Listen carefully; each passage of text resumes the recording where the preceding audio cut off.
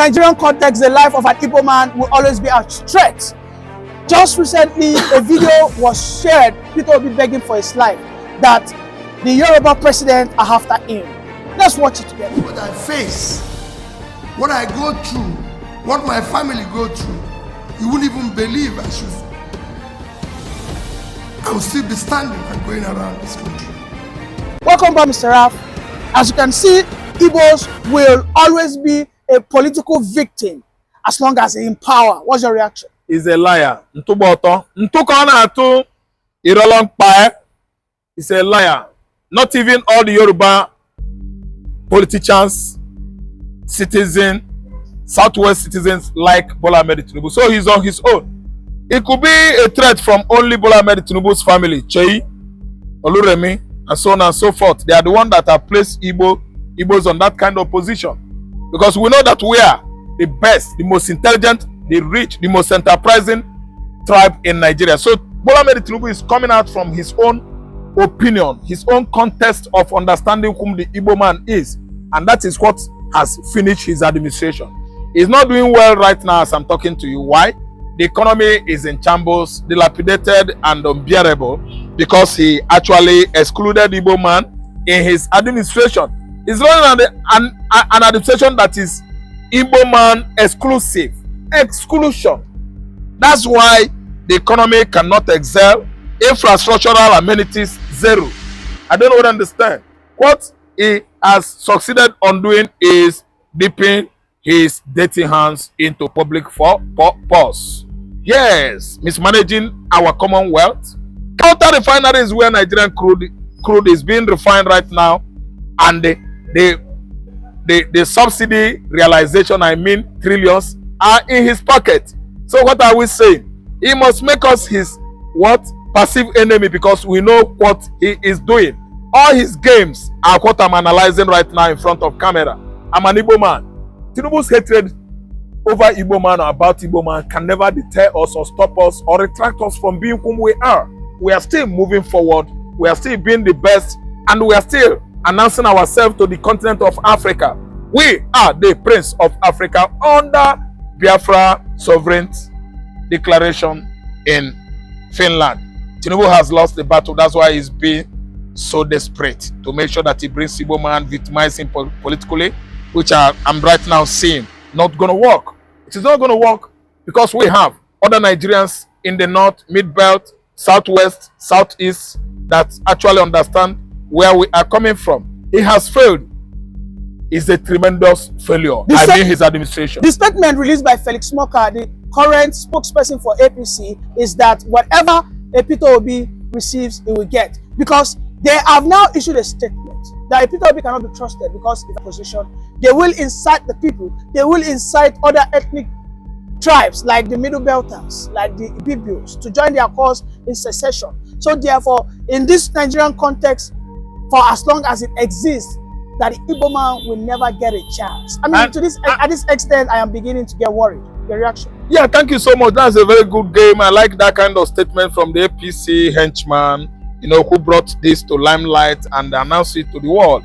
That's why APC is the most crooked party in Nigeria, and all the political juggernauts that are rallying around Tinubu are the ones that are called the cabals, and they are the ones that have succeeded on bringing Tinubu's administration down. Because why? They are all political profiteers. They are astute politicians that are running Nigerian politics just because of their pockets and their international offshore account, where they have been bombarding with payment alert and notification, transferring Nigerian public fund into their accounts in Dubai, Southern Africa, London, Switzerland, America, and so on and so forth. Look at a statement from that man. The guy, let me tell you, you are seeing me on camera today. Igbo man is your problem because of what? Igbo kwano, Igbophobia. Igbophobia has gripped that APC juggernaut. Yes, Igbophobia. Igbo sickness is what is worrying both Tinubu, both Chetima, both Ononoga, both Dela Lake, both what's the name of this chief of staff? Bajabia Miller, and this current man in APC political party that made this statement that Igbo man will never rule the country. Igbophobia, sickness about the Igbo, beginning of having fear of the Igbo, is beginning of these people, being intelligent and wise. And I'm telling you that that is not stopping us. We are marching forward because Biafra has come in the faraway land of Finland. Finland played good balkanization policy during the war of 1967, 1968, 69, 70. Finland was behind us. They succeeded on not allowing our children, what you call children of Biafra, to die. They supplied all manners of food relief, oporoko, milk, Cadbury, Bonvita, and so on and so forth. And today, I am standing here heart and healthy. I did not die because God used the Finland nation to sustain us when we were children during the war. Today, the person that comes out with this hate speech can never be better than Igbo, can never be better off. And this administration can never come out with any dividend of democracy to Nigerians. Only what? Bunches, bundle of failures, failure, devastating hunger, devastating bad governance and bad government. They have come out with hunger. There is food drought in Nigeria because of APC. Look at the kind of people that are, subjecting Nigerians to this kind of suffering, hard policy, and excruciating economic, situation. This is why Igbo, again, they deny Nigerians, they deprive Nigerians of all manners of social activities, social infrastructure. I don't know what to understand, because they are bent on stealing public funds. They have not seen anything good on building Nigeria economy or making Nigeria a production country. Without productivity, you can't go far on forex. Our forex is in shambles, lowest on the bottom table, because Nigeria is not a producer country. They only rely on stealing the crude, take it to Malta, share the dividend among themselves. We can see the spate, the popularity of subsidy, which started since inception of this regime. Where are the money, the subsidy money realized in trillions? Who is in charge? Okay, this is the question you should ask yourself. The same APC people, ranging from Tinubu to this last man that voiced out this bullshit that Igbos will never rule Nigeria. I'm telling you, we are under a regime of bandits, brigands. They are in charge. A band of armed robbers are in charge of Nigerian government. Well, I understand Peter Obi has been scampering for his life, seeking for help and protection. But at this stage, I need to ask you, what would the Biafrans do to protect Obi? Because just in case something happens. If Obi go down, Tinubu will go down, because it is so obvious that Tinubu is the one that is threatening him. Tinubu wants to annihilate him because Tinubu is seeing that he's enjoying the support of the North, the support of the Yorubas, the support of Southeast, everywhere, even South. Tinubu is not doing enough, and they want to eliminate him. Are you threatening Tinubu? No, nothing like that. He's threatening Obi, he's threatening Igbo nation. His body language does not depict anything love for the Igbo nation. So that's why I stand on the point I'm giving out. Yes, there was a time he was about to arrest Obi. That was at the beginning of his administration. Obi was talking tough.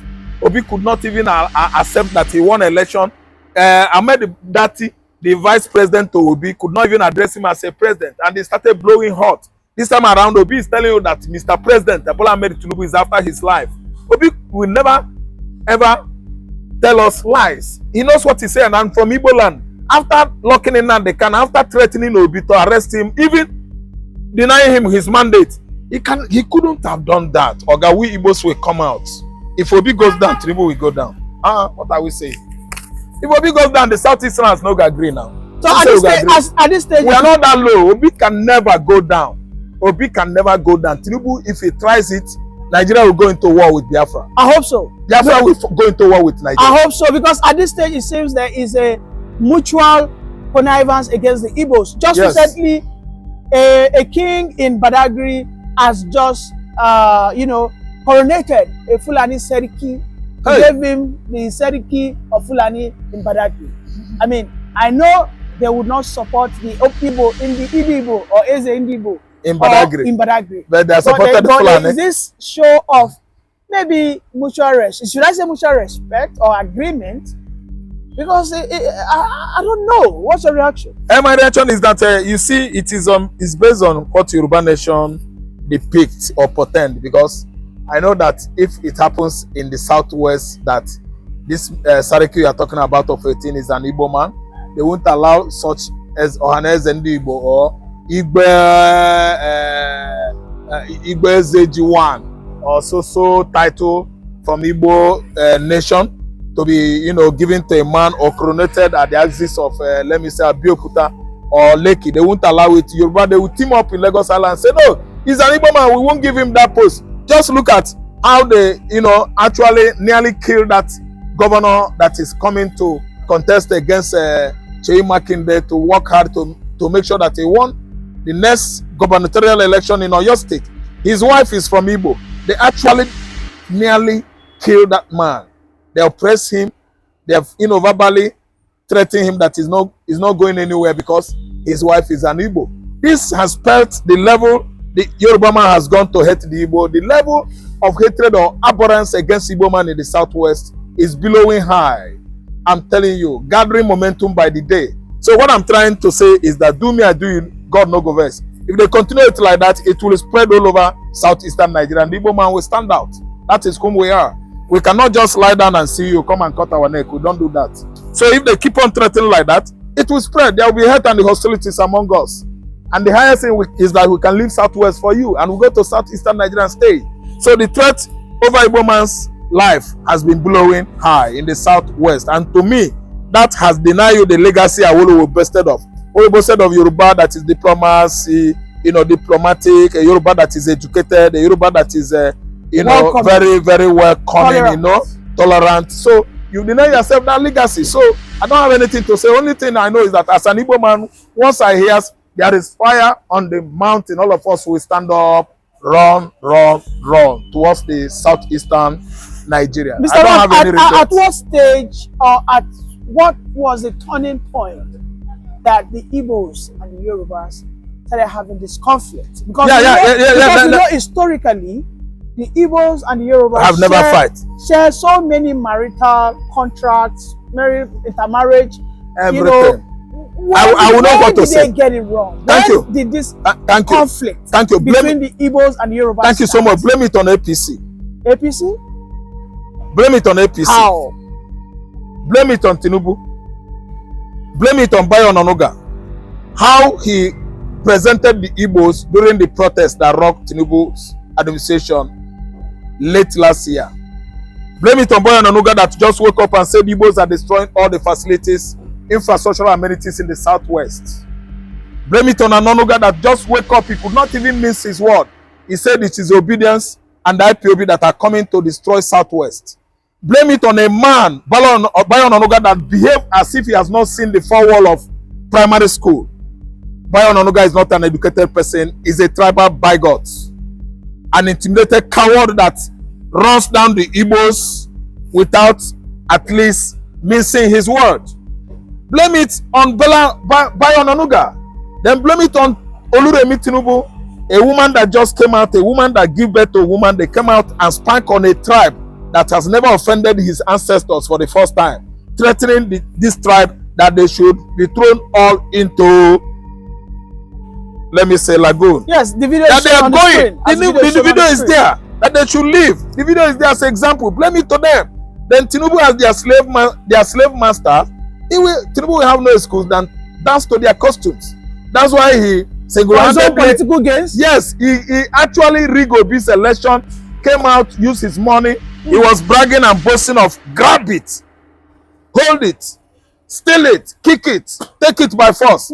See, all these are betrayal of the legacy Baba Awolowo represented. Blame it to Tinubu. Blame it to Bayo Onanuga. Blame it to Dela Alake, who has been running his mouth, telling all manners of fake stories. Blame it on Gbajabiamila, the chief of staff, that has not seen it right to at least allow the Igbos mix up with them in this current administration. He just employed Hausa, Fulani, Yoruba. Igbos, so token. I don't know whether we're up to train this administration. See, let me tell you, blame it on those people. If something goes wrong between Yoruba and the Igbo man, Tinubu is to be held. So you are telling me now it is the political leaders that are they are the one, Yoruba man that is trading, doing his business, working in his farmland, preaching as a pastor, doing his job as a vulcanizer, doing his job as a carpenter man, mechanic, doing his job as a pharmacist, selling his drugs, will have no grudge against Igbo man. Yoruba man that built his house, rent it out, Igbos are living with him. We have no business to fight Igbo man. It is your political leaders in the southwest, especially Bola Ahmed led political leadership. They are the one that is spanking on the Igbos, beating drums of war. And when this war kicks off, you will see and find all of them jostling for their tickets and the UK visa. They will allow us here. So that's why I see Yoruba as people that are just looking at him. When that trouble starts, Yoruba will stand out and say, go and face it.